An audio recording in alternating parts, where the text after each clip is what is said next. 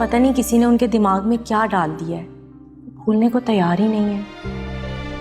वो बच्चे तो नहीं है ना जोया, जो किसी के कुछ भी कहने पे कोई भी फैसला ले लेंगे।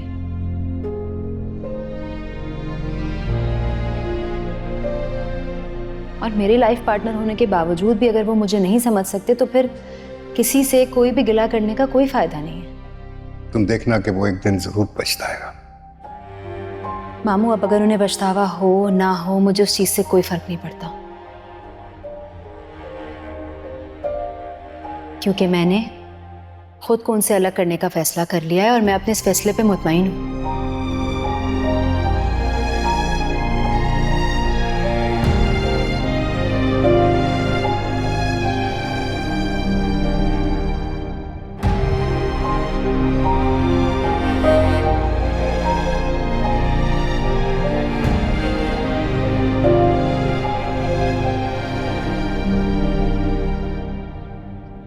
बताओ बेटा, कौन सी जरूरी बात करनी थी? मामू, खबर तो खुशी की है, लेकिन खुशी की भी है और दुख वाली बात भी है। अरे भाई, पहेलियां मत बुझवाओ। पहले ही इतने से अरसे में इतना कुछ हो चुका है कि कोई भी बात सुनने से पहले ही डर लगता है। बताओ बेटा, बात क्या है? वो महविश एक्सपेक्ट कर रही है। क्या है? क्या कहा तुमने? जी, बस अल्लाह ने एक बार और अपना करम किया है। मगर तुम्हें कैसे पता चला बेटा? वो ऑफिस जाते हुए रास्ते में हॉस्पिटल आता है, तो मैंने एक दिन शीबा और महविश को उनकी डॉक्टर के साथ हॉस्पिटल से निकलते हुए देखा था। फिर जब इंफॉर्मेशन ली तो पता चला she is pregnant and she is 7 months pregnant. 7 months? हम में से कोई भी उसके पास नहीं है। पता नहीं उसने कैसे गुजारे होंगे ये सारे महीने।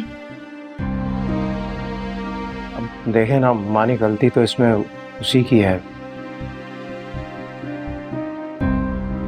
इतनी बड़ी खबर है ये, उसे एटलीस्ट मुझे बताना तो चाहिए था। वाह बेटा, कितने नॉर्मल अंदाज से कह रहे हो कि उसकी गलती है। जिन हालात में वो यहाँ से गई है और जो इल्जामात उस पर लगाए गए हैं, जाहिर है कि वो गुस्से में होगी थोड़ा सा।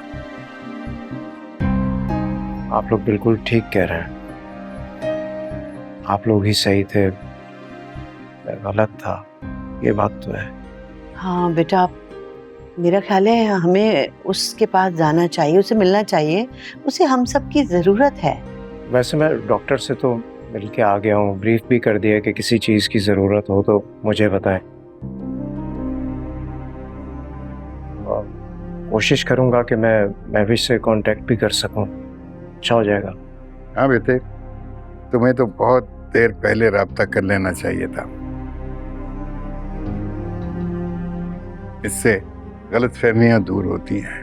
अब तो वो सोचेगी कि बच्चे की खबर आई है, शायद इसी वजह से तुम फोन कर रहे हो। आप कह बिल्कुल ठीक रहे, सोचेगी तो वो यही। लेकिन मैं पूरी कोशिश करूंगा कि उसे मना लूं। अल्लाह करे सब कुछ ठीक हो जाए।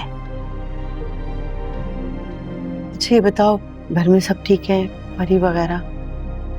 जी, सब कुछ ठीक तो है, लेकिन जोया को बुखार है। ओह, अरे बेटा, तुमने पहले क्यों नहीं बताया? मेरे ख्याल में हमें वहां चलना चाहिए। हमारी बेटी बहुत नाजुक और हिस्सास है। ठीक है मामू, आप चलें, बल्कि मेरे साथ चलें, लेकिन प्लीज घर पर ये महविश के बारे में किसी से डिस्कस नहीं कीजिएगा। भाई खूब कही है तुम। अब तुमसे बड़े भी हैं, समझदार भी और तजर्बेकार भी, और तजर्बे ने यही सिखाया है कि जहाँ 100 दोस्त होते हैं वहाँ दुश्मन भी। हाँ बिल्कुल हुआ। अच्छा बेटा, तुम बैठो, चाय बनाती हूँ, चाय पीते हैं फिर चलते हैं। ठीक है मामा जी। चल मैं आती हूँ।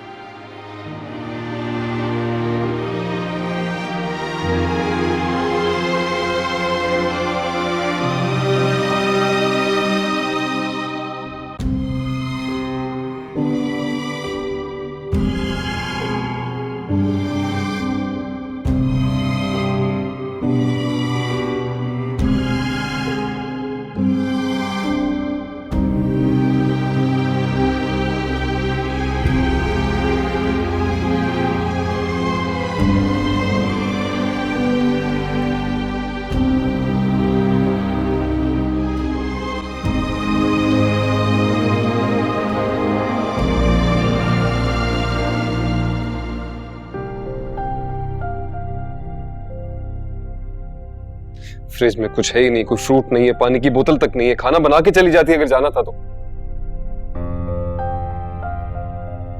यकीनन साइलेंट पे होगा, म्यूजिक बज रहा होगा तेज, आवाज ही नहीं आ रही होगी फोन की। पहले रुखसाना कर लेती थी, अब कौन लाएगा, क्योंकि इनके पास तो टाइम ही नहीं है।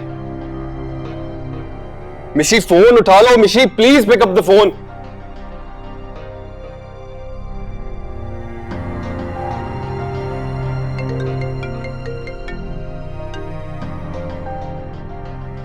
हेलो।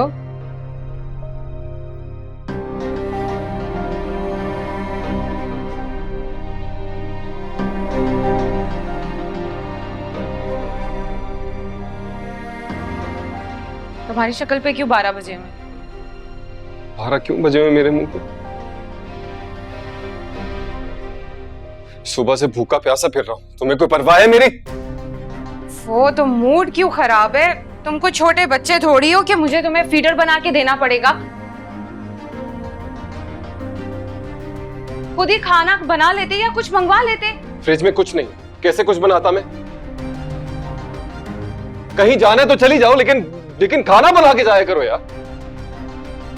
मैंने पहले कब खाना बनाया है?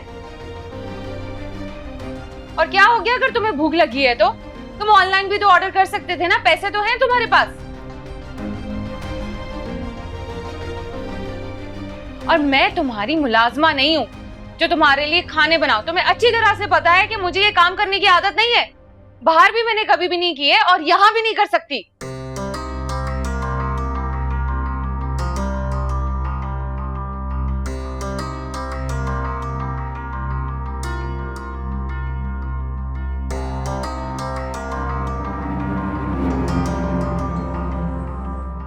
और हाँ, गाड़ी में पेट्रोल भी खत्म हो गया, भरवा लेना।